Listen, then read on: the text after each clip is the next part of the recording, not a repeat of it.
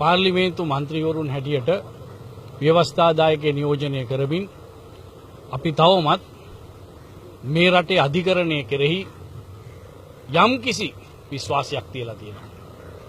එයින්ද අපේ සහෝදර මන්ත්‍රී විමල් වීරවංශ මැතිතුමාට සාධාරණේ ඉෂ්ට වෙයි කියලා අපි බලාපොරොත්තු වෙනවා.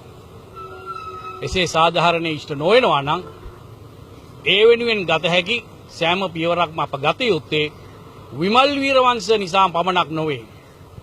මේ රටේ ප්‍රජාතන්ත්‍රවාදයට ජනසම්මතවාදයට එල්ල වෙන්නා වූ ප්‍රහාරය මර්ධනය කිරීම සඳහා ඒ වැඩපිළිවෙලට ඒකාබද්ධ විපක්ෂය හැටියට අපි දැන් සූදානම් වෙනවා.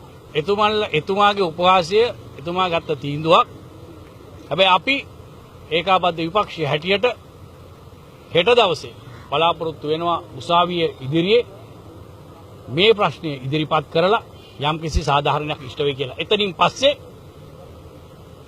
සම්බන්ධ වීම කොයි ආකාරයකටද කෙරෙන්නේ කියන එක පිළිබඳව තමුන්නාන්සලට දැක ගන්නට පුළුවන් වෙයි.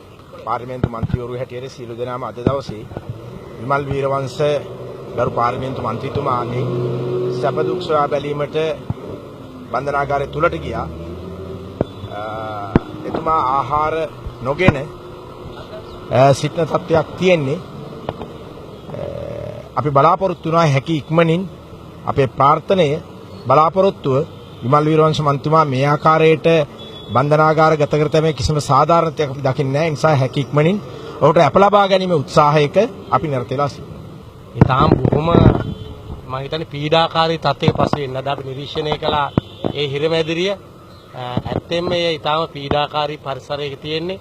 එතුමා විතරක් නෙමෙයි මේ රටේ බන්ධනාගාරගත වෙන දසදහස් සංඛ්‍යාත තරුණයින්ගේ ඊටාම් ඛේදනීය තත්ත්වයක් තමයි බන්ධනාගාර තුල පවතින්නේ.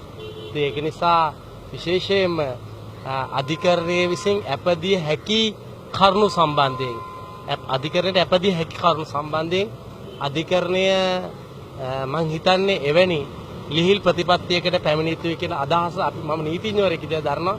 ඒ නිසා විශේෂයෙන් ඉදිරි දවස් කිහිපය තුළ අපි විශ්වාස කරනවා යම් සාධාරණතාවයක් ඇති වෙයි කියලා. හැබැයි එක්සත් ජාතික පක්ෂයේ දිගින් දිගටම කියනවා ඒකාබද්ධ විපක්ෂයේ හඬ නගන മന്ത്രിවරු බන්ධනාගාරගත කරනවා කියලා. ඉතින් අද එක්සත් ජාතික පක්ෂයේ කියන කතන්දරේ තමයි මේ ක්‍රියාත්මක වෙමින් යන්නේ.